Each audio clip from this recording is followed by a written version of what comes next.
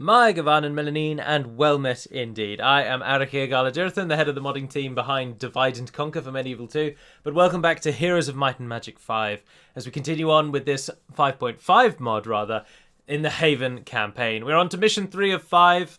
There are only 5 missions in Haven, and then there are 5 overall missions, 5 of each, so there's 25 missions in total. And we're on mission 3, the Siege. Now, do note that if you don't particularly find Haven interesting, every nation in the game is played in the campaign. So the second set you play as Inferno, and then you move on to the Necromancers, and then Dungeon, and then the Elf faction, and then finally the Mage faction. So it's a variety ensues as you go through. So the first 2 missions very tutorial-esque, and then we start getting to a point now where they slightly start increasing in difficulty. Still nothing major, but just a little bit more. Now I'm going to go for ore so that we can build up our castle quicker. On the screen is an image of a fully built Haven castle, looking very cool indeed. Mission 3 is called The Siege. Now, as feared, the scouts were but the vanguard of a larger demon army, headed by a demon lord. They are pillaging the Empire and leaving ruin in their wake. Now the time has come for Isabel to pass her first great trial, to fight and defeat an enemy hero and secure the area around the town of Ashwood. She will have to draw on all the skills she has learned in order to succeed. Scouts have found demon patrols in the neighborhood. I hope the troops are ready. They'll soon face our demonic foes.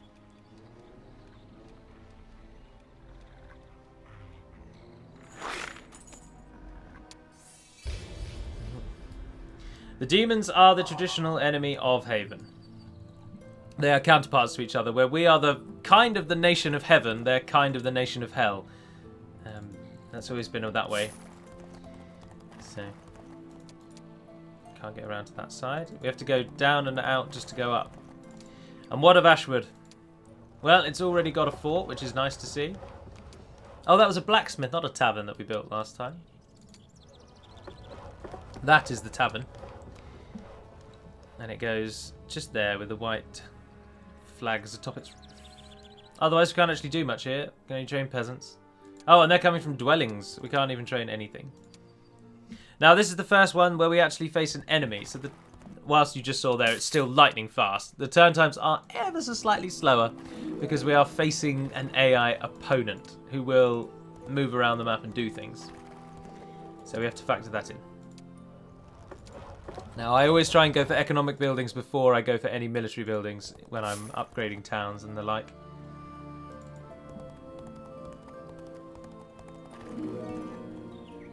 And I think the only way out is that way. Oh no, down there as well. I'll ride back for now. We should probably build something. I'll take archers over peasants, to be honest. Can we upgrade you straight away? Oh, yes we can. Let's do that. Upgrade them to marksmen. You haven't seen any upgraded units yet. So you'll be delighted to see our upgraded units. Oh, it's retrospective. It's retroactive. It's letting me upgrade with Tribes of the East upgrades, even though we're playing the initial game's campaign. That's so cool. So we get the choice of marksman or crossbowman. This is what I was saying in the very first episode. Originally, the game just had 1 upgrade. So there are 7 tiers of units and an upgrade for all of them. And then Tribes of the East introduced an alternative upgrade for every single tier. So you always have 2 choices. And the choice is often 1 unit's more defensive, 1 unit's more aggressive. Although it can also sometimes be that 1 unit has more sort of miscellaneous powers and the other one has more standard attacking powers. Now, with the marksman crossbowman, the difference is predominantly something called scattershot and precise shot. So the marksman has the ability to shoot his arrows over an area of 9 tiles. It doesn't do very much damage, but it affects potentially 9 enemies. Whereas the crossbowman does an awful lot more damage to a unit that is very, very close to him. So you can read about these in the descriptions of the units. So precise shot, when shooting at a close range 4 tiles from the target, the crossbowman inflicts a heavier damage because the target's defense is not effective. Whereas if they were the marksman, they'd get the scatter shot. Now, these alternative upgrades all have a colour scheme that fits what they do. So as you can see, your standard units for Haven are all blue. Everyone is blue. Your normal upgrades then go white and gold, and your alternative upgrades are red. And that's the same for every nation, basically. You've got a distinct colour that separates your alternative upgrades. Now that is really cool, because this is obviously this is the vanilla game that I'm playing at the moment, none of the expansions. But the mod has brought the effects of the expansions into the vanilla game, and that is really excellent. I hope that does continue through. We'll find out when we get to the next set. Because the idea to introduce alternative upgrades was not initially brought in with Tribes of the East, because as the story unfolds, obviously there are some people who are part of the Haven faction that we are. Nikolai is fighting the demons, and as the story unfolds, you learn that there are certain members of the Haven faction who are either ensnared by demons or have fully sold their loyalty to them. And to reflect that, long before they brought in the 2 upgrade option, you would fight against certain Haven units that had this red colour scheme and these alternative abilities, and it reflected that they were the traitors. So the loyalists remain like white and gold, and the traitors go red. And then I assume that must have been such a hit that they then decided to build on that for the expansion, and that's why the expansion has all the alternative upgrades. So it may just be Haven that have these alternative upgrades, because in the initial game they did have alternatives, from what I've just said, where some of them were fighting against you. Although you never actually got to control the alternatives, you only ever fought against them. But in that, for that very reason, they were the traitors, they were the enemy, and so you always fought against them. You never controlled them. So the fact that it's letting me choose those upgrades suggests to me that I can actually choose upgrades, and we will be able to fight as with alternatives in every campaign. Now, that's a long-winded, rambling way of just saying that there's some cool features here that aren't actually present in the base game if you don't download the 5.5 mod. Let's just go straight in, peasants. Also, it should be noted, of course, that crossbowmen do substantially more damage than archers. And the crossbowman marksman upgrade choice is one that's less... One isn't particularly more defensive than the other. Instead, one of them has the scatter shot, whereby his arrows hit potentially 9 enemy units, which is very useful.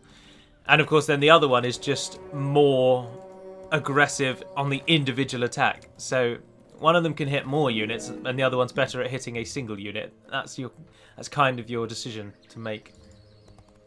Do you want spread, or do you want instant, like, killing of a single target? Now, we can get City Hall if we just wait, because we only get 1,000 gold a day. 1,000 gold. So we'll wait to get the City Hall. We won't build anything.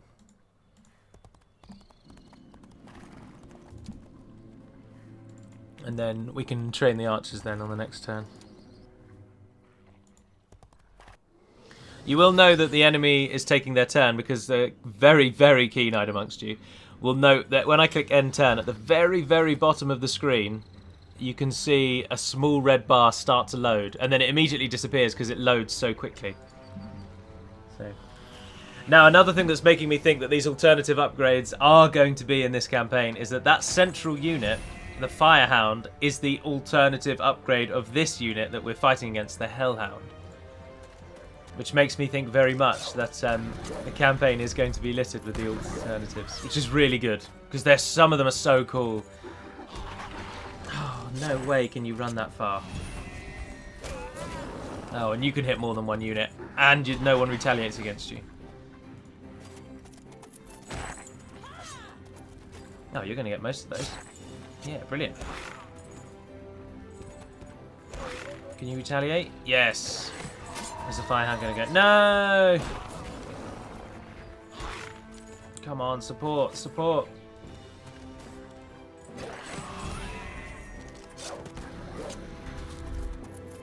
Yes! Hellspawn. We didn't lose that many, but we lost more than I would have liked. What are your skills looking like at the moment, actually? Oh, we've got defense, offense, light magic, luck, leadership, and combat. Oh, that's all pretty good. And the actual skills that we've gained. Let's have a look at the skill wheel so that we can plan it a bit better. So, in leadership, we've got diplomacy already, whether we wanted it or not, and we've got prayer. So, leadership. We are Haven. We are Knight class, meaning combat is our default ability. And we've got leadership. And so far we've got prayer and diplomacy, which means we can get last stand. Oh, that doesn't seem that good, actually. That just means that if your units take a killing blow, one of them will survive. I'm not too bothered about that. We can get empathy. Oh, so the hero moves further forward every time morale is triggered, and encourages combat abilities, encourages troops on the battlefield, making their turns come faster. I'd take encourage or empathy. Either one of those is good. We can also get recruitment, but recruitment's not all that good for the campaign, I don't personally think. What else did we have? Light magic. Under the light magic path, we've currently got Master of Wrath, so we could get teleport assault. No, that's not too bad. And then we can get one of these ones. Master of Abjuration, Endurance spell, and Mass Effect to Endurance. Or Divine Strength, and Mass Effect to Divine Strength, and then one of these two to follow up. Increase spell by 3/4 spells of Dark and Light Magic schools.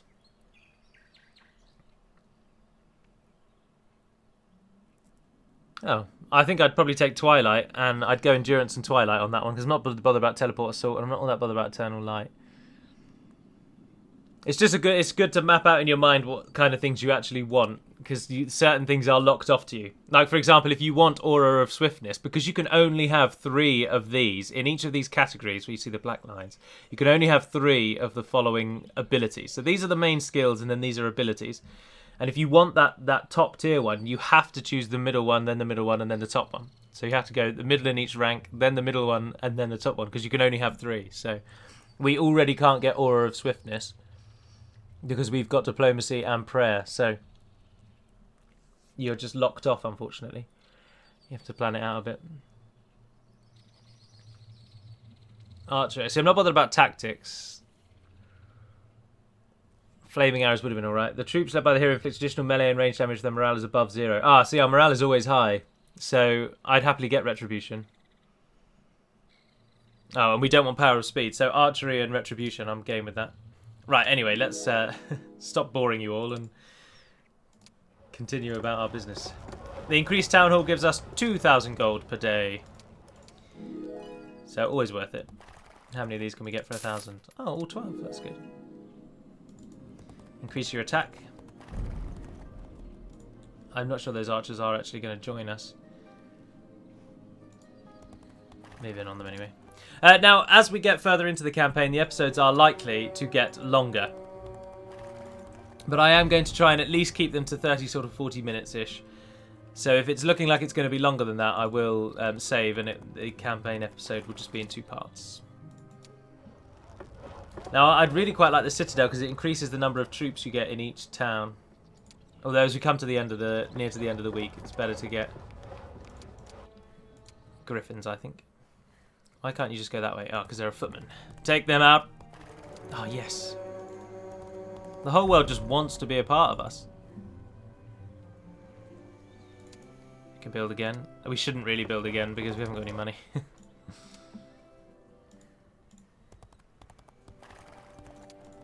Peasants are free, if you're wondering. The first tier of every faction is always free, the first tier unit, from their dwelling outside in the world. We need ore, though. We haven't got an ore mine. How have we not got an ore mine? What is this?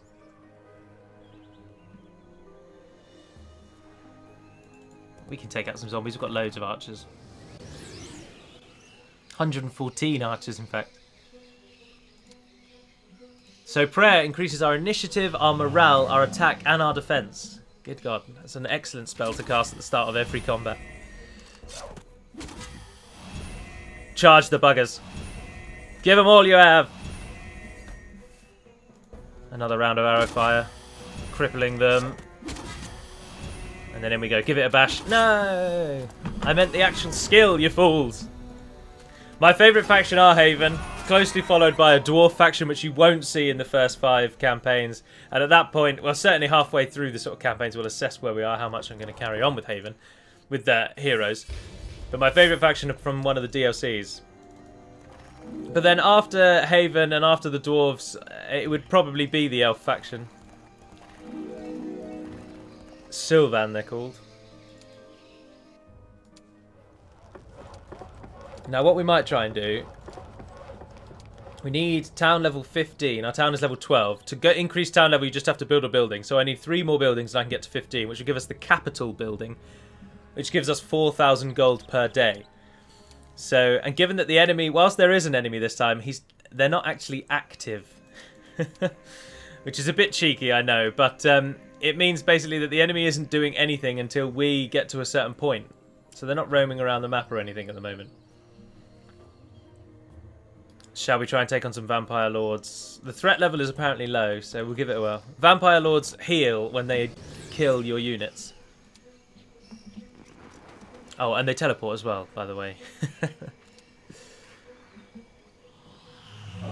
Now, when I first got this game, way back when it came out, I had a laptop that could barely even run it. I mean, you're looking at this game on today's graphics and you're thinking, how is that physically possible, Gavin? But it's true. I had a computer that could barely run it. And when he did that teleportation, when that graphic played, my computer would really, really wig out. And that kind of purple circle that he leaves behind would stay on the screen. And then after a few turns, it would kind of start expanding across the screen. And it would really, really screw everything over. And, but fortunately, my computer now is obviously much better. And this laughs off a game like this. Now, we're not going to be able to build the castle, I just realised, because... Oh, I ended the turn. I didn't mean to do that. She had more stuff to do. I think it's going to have to just be a case of hoping we've got the money, so head back. We'll call everything in on the next turn. And we'll see how much we can do. We're getting 2,000 a turn. I mean, it's not the end that bad. We have 20,000 at the moment. Right, go in there and just sit in there for a moment. Apologies, everyone. Right, here we are. Oh dear, we can recruit a lot. There's our alternative. Right, so the alternatives to the base, you get the conscript or you get the militia. The conscript and the militia are both something called taxpayer, which means that for every one of these you have alive, you get an extra gold. So you get more money by training them, basically. They're worth building. But the difference between the two is the conscript. There are minor differences, of course, between their attack. Conscript has 2 defense. The militia only has 1 defense. But the militia does something called assault. And assault, I believe, means it gets to attack twice. Yeah, so it has a chance to deliver another attack after the first one. The chance is at the minute 27%. There's various reasons, but basically there's a chance it will attack twice.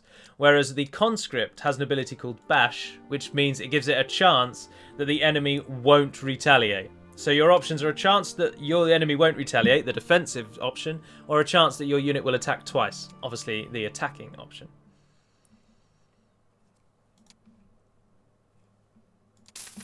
Oh, it doesn't do them all. I was hoping it would do them all.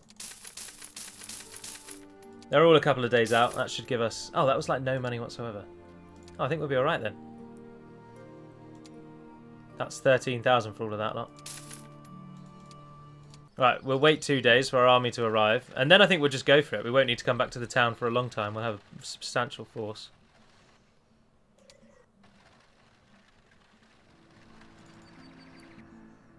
Right, there we are. Everything should have come. Yes. Right, let's try and upgrade all of this then. Oh dear, they cost so much that we can't upgrade our peasants. Can we upgrade you half and half? Yes. Now what I'm thinking of doing actually is making those ones conscripts. How much does it cost to upgrade you? A reasonable amount. Yeah, that'll do.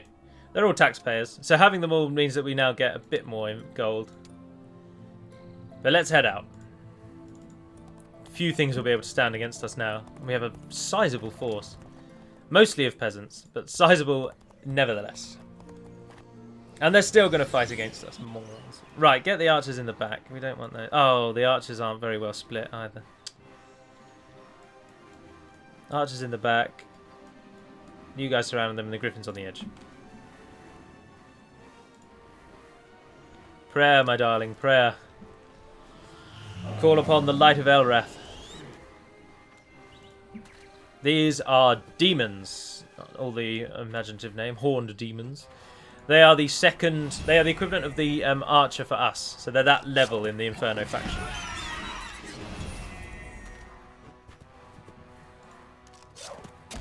Yeah, I'd like to split those more.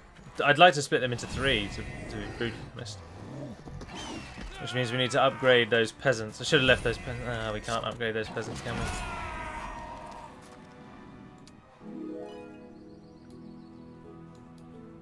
Decreases damage dealt to your creatures by... Oh, the skill wheel is available when you're choosing. Yes!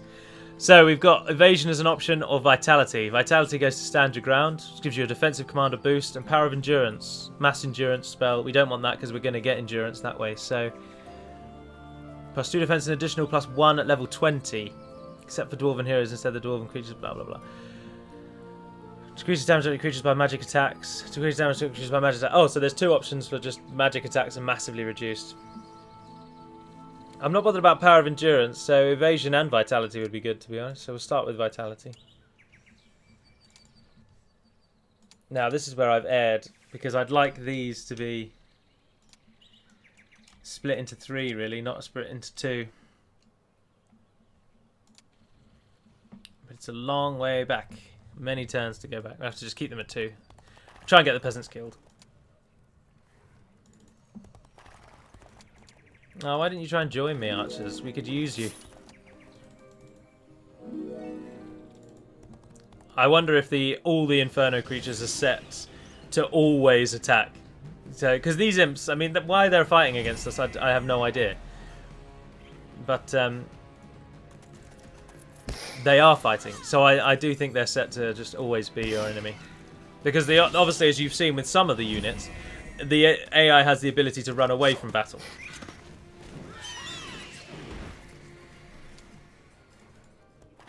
I'll take footmen because we haven't upgraded them. Oh, they're archers.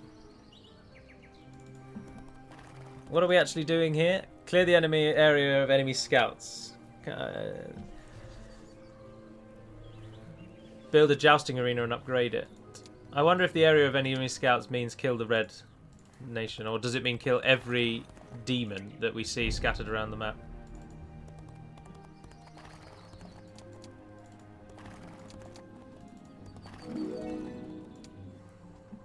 Still no ore.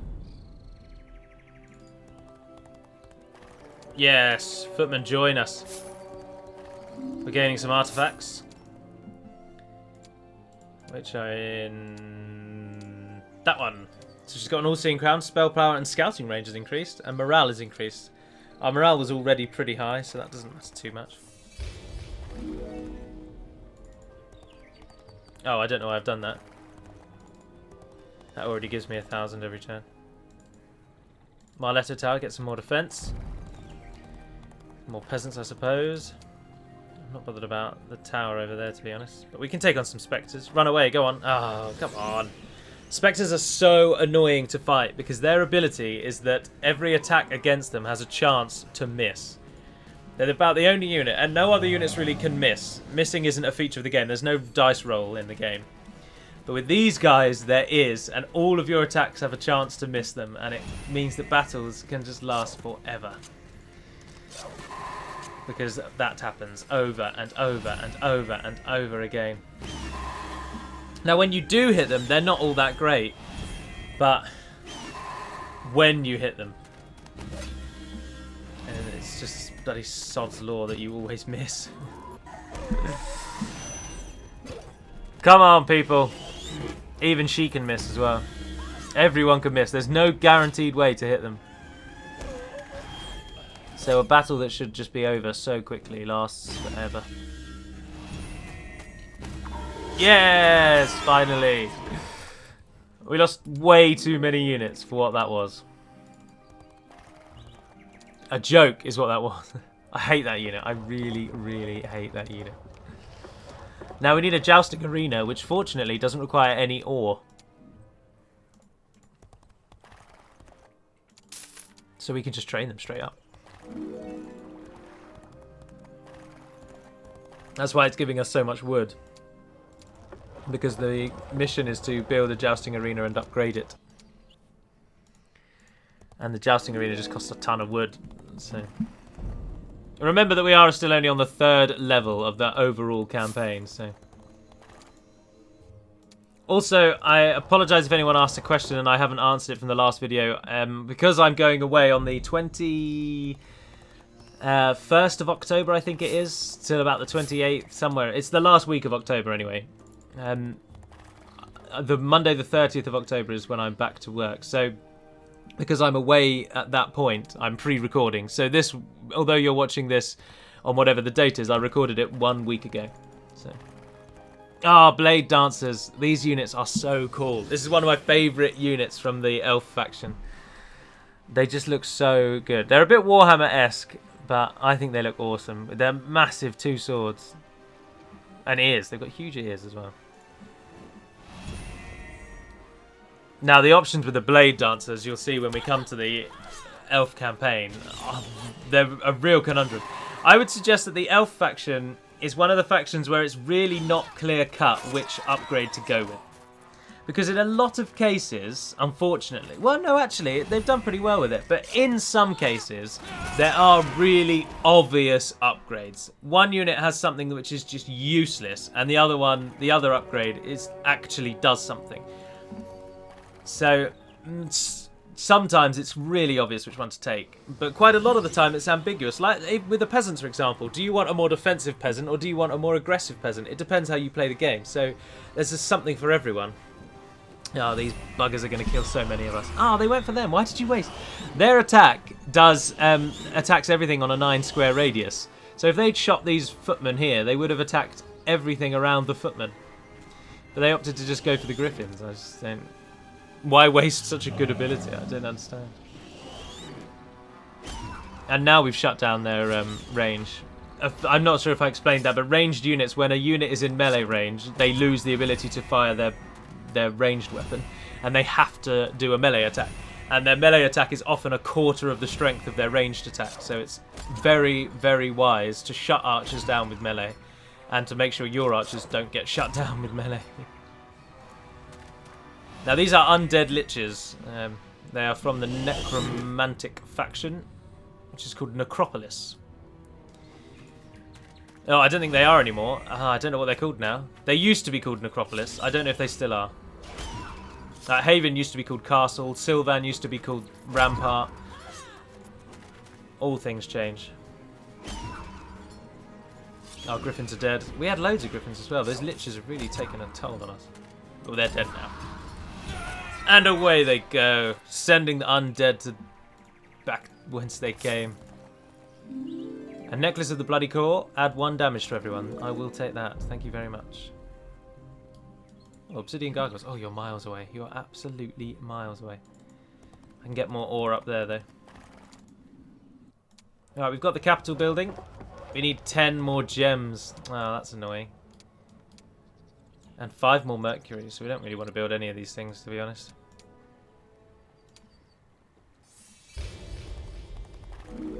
Oh, they're gems that I've passed over on our travels. Yeah, look, there's some there. I think you're really far back.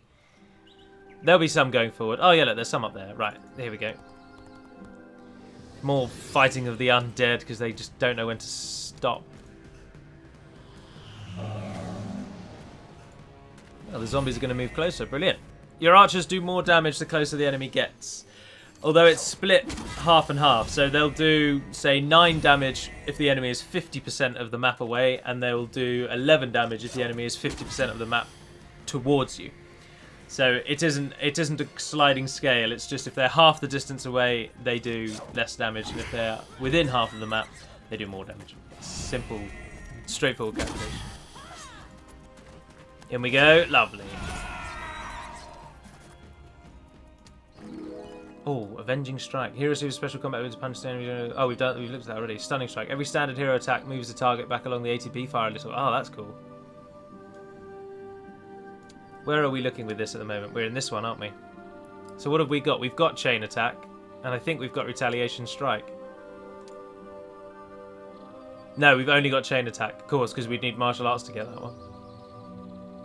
So Stunning Strike moves them back, or we can get Avenging Strike, which will lead to Armor Spikes. No, that's not bad. Martial Arts, who prefers his weapon instead of magic. Oh, we did choose that.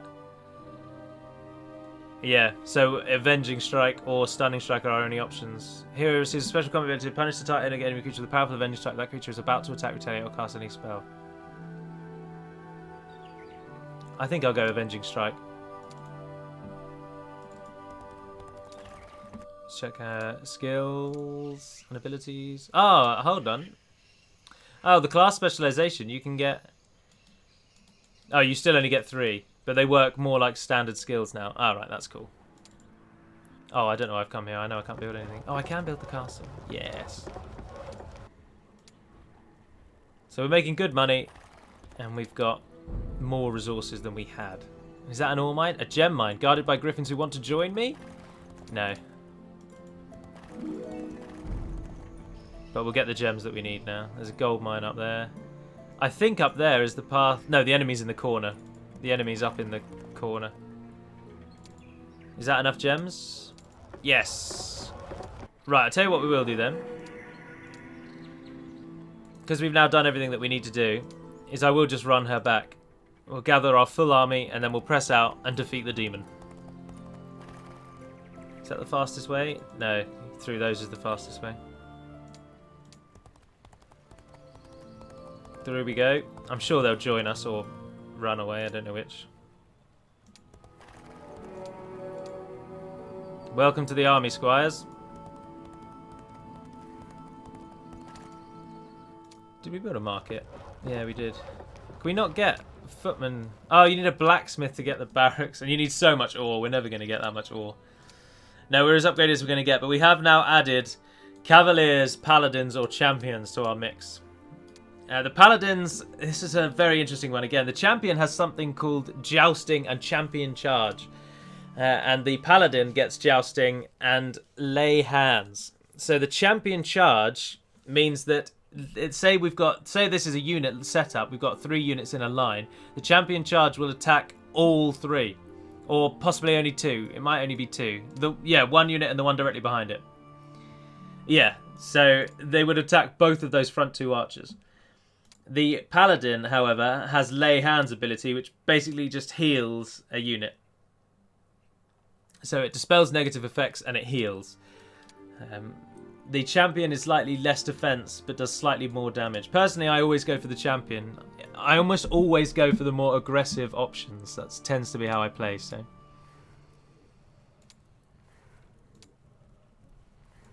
We will call in all of our units as well, and then we'll just end the turn a few times, and then we'll charge out for this demon lord wherever he is. Alright, in you go. Now we should definitely be able to upgrade everything. You guys get a turn into that one. You join with you. For now, you join with you, you join with you. Oh, I really wish we did have more. Do we even have the market? Yes, we do. Can we trade things like that for ore?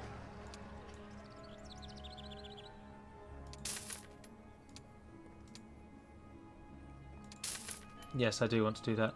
Oh, sulfur. We've got tons of sulfur. Yeah, we can... By the time they all arrive, we'll have the building upgraded. So many peasants. But peasants are good. Peasants bring money. Every peasant is a money-making machine. Now, I'm going to need you to just stand outside for a moment, actually. Everyone comes in. We can get the barracks. And we can upgrade it straight away. Excellent. Oh, we needed the 5 mercury to get the better griffins. That was foolish.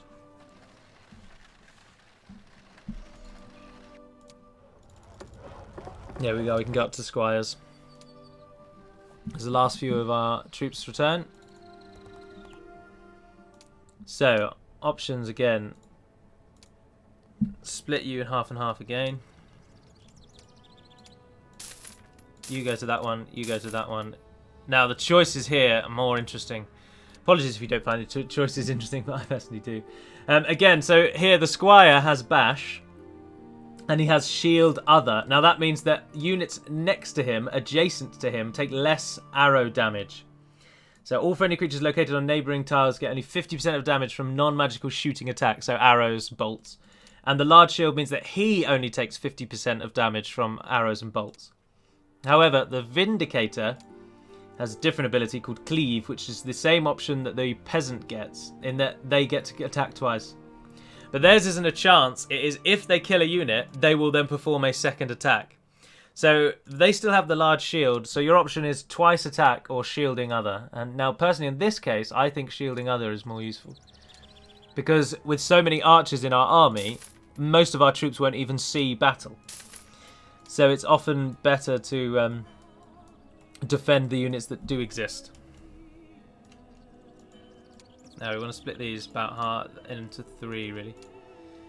And then I'd rather split those half and half to protect our archers a bit better. Now we've got an outrageous army. Oh, and we've got even more, of course. Oh, yeah. I'm not really too bothered about taking 9 champions. I'd rather have the split that we've got here. Yeah, you just be stronger. I don't think 9 champions are better than having these split into hundreds, so we'll just go with this army. And we're going out there. We're going to go and now kill the enemy, and that will slightly longer than hoped, but that will wrap us up. Although we've sped up the battle timing now, and I've done a lot of explaining in this episode, so obviously in future I'm not going to have to explain the differences in the units that we have already trained, so you won't have to worry too much. But I feel it's 53 hunters want to join us. We don't really need anything now. We're going out to win it, so we've just got to get into the demons' lands. And there they are, obviously. Now they will have been building. They will have been training, recruiting, doing everything themselves. So save the game. Campaign 1.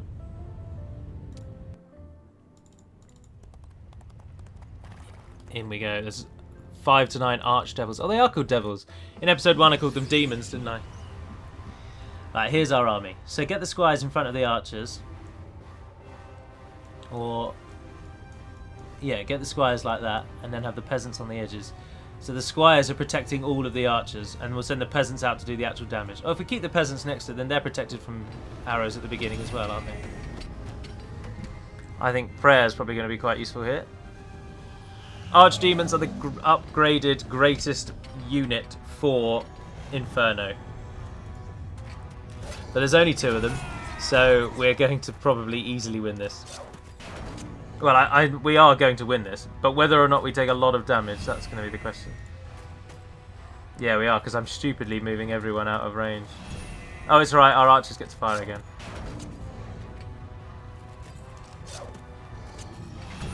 Oh, shouldn't have done that. Should have targeted that one. Because they're going to get a go now.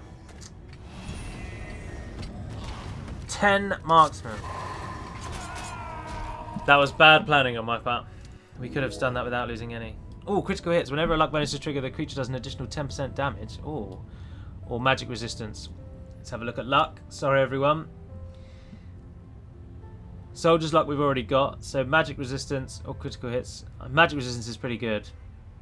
I'm not really bothered about erratic mana, so we could get critical hit and magic resistance. Warrior's luck. Friendly creatures gain a second chance to resist an enemy spell. No, I'm not too fussed about that either. So yeah, critical hit and magic resistance I'll take. It just makes your luck bonus even better. Luck already means you do more damage, and now not only do you do more damage, but you do more damage on top of the more damage that you're already doing. Oh, no. It is... I've done it wrong, isn't it? Oh, bugger. At least I think there's only 1 horned demon left. It does mean just kill all the Inferno units that are littered around the map, and then the red enemy is going to come in at the end. Whoops. Come on, love. Off we go. There's some demons still dotted around. 2, I think. Oh, no, there's you there as well. Oh, and those. Gotta kill those. So it's just getting mopping, and then we have to kill the enemy at the end. I'd like everyone to move down a bit. I think we're too far to the top. Maybe a bit more central.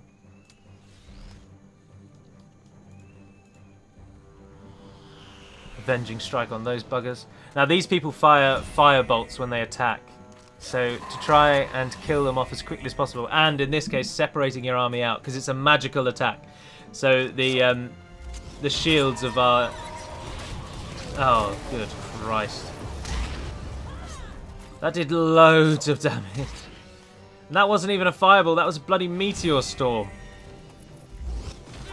How many did that claim? How many did that claim? 27, 24, 54!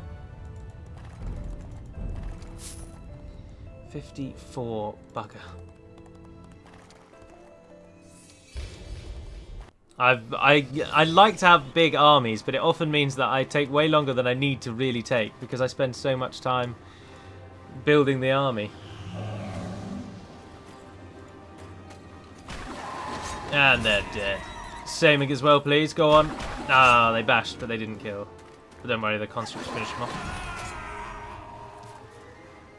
Brilliant. They're dead. Go through the griffins. They'll probably try and join us. Oh, we didn't want to go through the griffins. They're 5 turns away.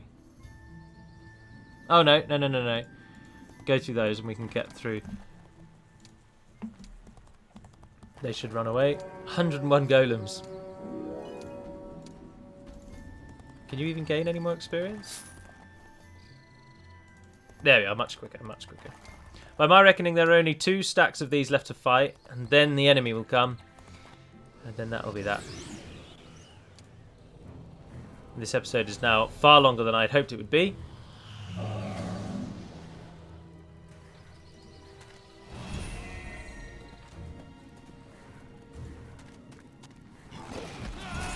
Well, within the... Oh, I don't know. It depends how much longer it'll go for, isn't it? Well, in the moment, about 45 minutes, yeah. Move up, everyone. Bring these buggers down. Here we are. That's how it's supposed to be. Taking no losses. Right, so I think these are the only ones left. I'm only a few turns away. The army that comes with the demon, I think we have more than enough to kill with. So I'm massively overkill. I'll take that as a point to move forward, I think, in that I'm preparing way too much for challenges that aren't actually going to be challenges. I'm thinking like this is going to be difficult when we're playing the 3rd mission of the 1st campaign, you know.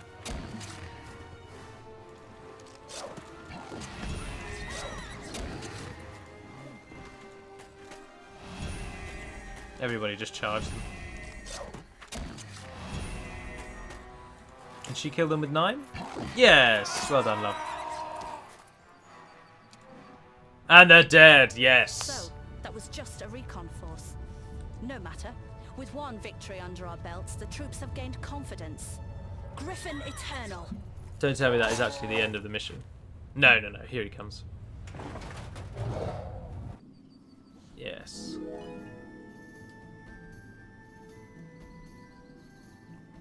Retribution provided by Battle Frenzy. Where's Battle Frenzy? Attack. Shoots up with him, additional minimum range damage to the morale. Oh yeah, we are going to go for that, aren't we? Yes, please. Now we have to go back and kill that guy. He's only 4 turns away, we'll be alright. He will have spells, he will have abilities, he will do everything he can to try and win. Your first sight of a real enemy. Also, this is what the Inferno hero looks like when he roams around the map. They don't ride horses, they're just giant demon people. It's weaker the Falcon. I've not even checked what he's got, actually. Are we definitely going to beat him? Oh yeah, threat level really low. He is actually a main character to the story as it progresses as well, so you'll see this gentleman Agreal a fair bit. Oh wow, they attack really fast. Look how weak his army is. Oh, I've so overkilled on the time that I've spent building this army. Well, it doesn't hurt to be prepared, does it? Well done, Paladins. Are you called Paladins? I think you are. Now this unit, the Succubus, has a ranged melee retaliation. It's really annoying. But it is still better to just try and kill them off as fast as you can. Now they've performed a bash. Out we go, defend each other. They don't have any ranged units anymore, it doesn't matter actually. Well, they've still got her at 9 actually, but Yes. Down we go. Agriel again hitting our marksman. You might as well just charge in on them. She takes 5 out. The imps come in, fools. 750. Oh, dear. I'm so sorry, everyone. This episode has been so much longer than it needed to be. I probably could have won this 40 minutes ago. Because that's it. All of those units are now wasted. They don't come with us to the next level. Oh, dear. Why was there a demon army here, so far from the war? What would they want? They want you. My queen. A letter from King Alaron. He's sending 2 legions of blade dancers under the command of Findon. Findon? I have seen him at court. He's an emissary, not a warrior. He's an Still, emissary. It's far better than nothing. Well done, Beatrice. The Empire thanks you. I live to serve, my queen. Sir Thomas, we leave at first light. The elves are sending troops. Hooray! Griffin Eternal! That's just the guy that does the printing in their office. We need someone unrelated to do another voice. What about Steve brings in the printing? Oh yeah, Steve. Get Steve on board. Steve, can you just say hooray Griffin Eternal for us? Cheers, thanks, brilliant. Anywho, that's the end of mission 3. Though we have only 2 missions left with Haven, and then we swap over to play as the demons, actually, which is interesting. But I do hope you've enjoyed it. As I say, this was recorded a full week ago, so I apologise I've not seen any of your comments. The next 2 videos will also be pre-recorded from 1 week and then 2 weeks ago, so it'll be a longer wait if I reply about comments in the videos, but that's just a by-the-by housekeeping. Let me know your thoughts as we continue on with the campaign, and until we speak again, dear friends, Navar Naden Pedamad Melonin, and farewell.